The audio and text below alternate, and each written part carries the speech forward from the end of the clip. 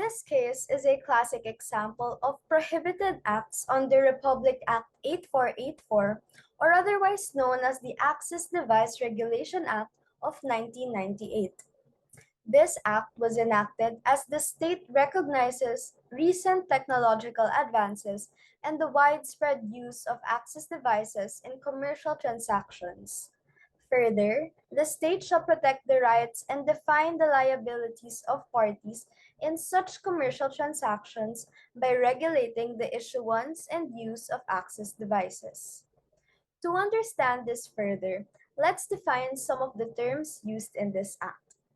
So an access device means any card, plate, code, account number, electronic serial number, personal identification number, or other telecommunications service, equipment, or instrumental identifier or other means of account access that can be used to obtain money, goods, services, or any other thing of value to initiate a transfer of funds. If you could remember, Jay went to this suspicious looking room where it shows that Jay managed to get access to the important information to access Chloe's account. This is falls under the definition of an unauthorized access device, which means any access device that is stolen, lost, expired, revoked, canceled, suspended, or obtained with intent to defraud. The Access Device Regulation Act of 1988 provided the specific acts that shall constitute access device fraud and is declared unlawful. Such prohibited acts are the following.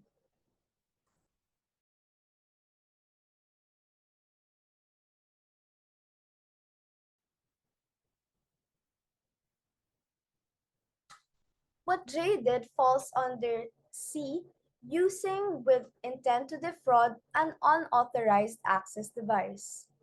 Under Section 10, any person committing any of the acts constituting access device fraud enumerated in the immediately preceding section shall be punished with a fine of 10,000 pesos or twice the value obtained by the offense, whichever is greater, and imprisonment for not less than 6 years and not more than 10 years in the case of an offense under Section 9B to E, and for G to P, which does not occur after a conviction for another offense under Section 9.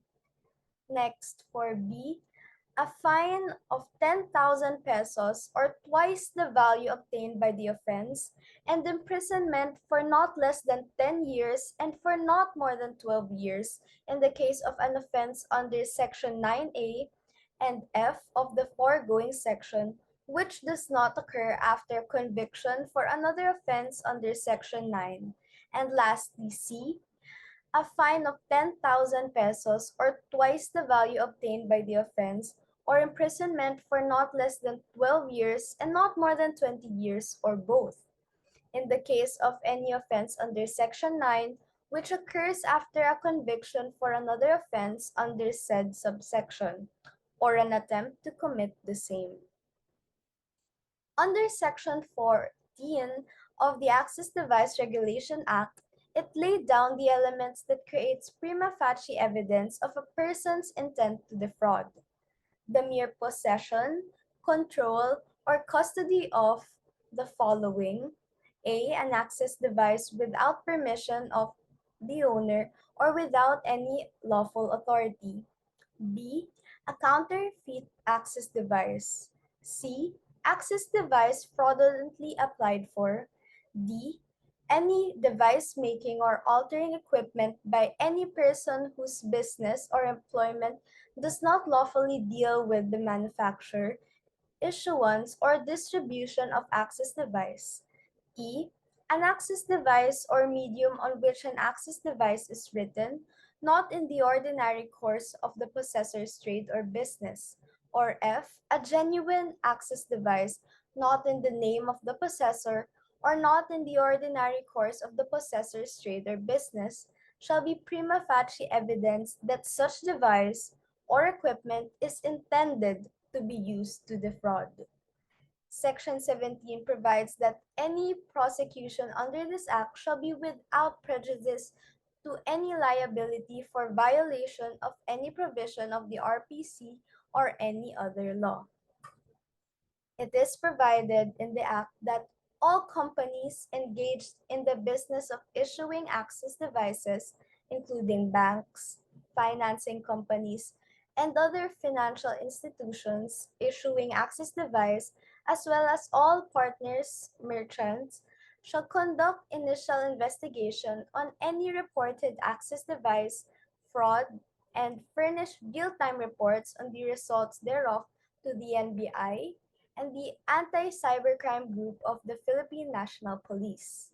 Such report shall contain a narration about, first, the fraud committed, and second, identification of the perpetrator, if feasible. The report shall further constitute the complaint necessary for the NBI or the Anti-Cybercrime Group to pursue further investigation and prosecution of the fraud. It is also further provided that any bank, financing company, and other financial institution issuing access devices shall be regulated and supervised by the Bangko Sentral ng Pilipinas, while other companies issuing the same shall be regulated and supervised by the Securities and Exchange Commission.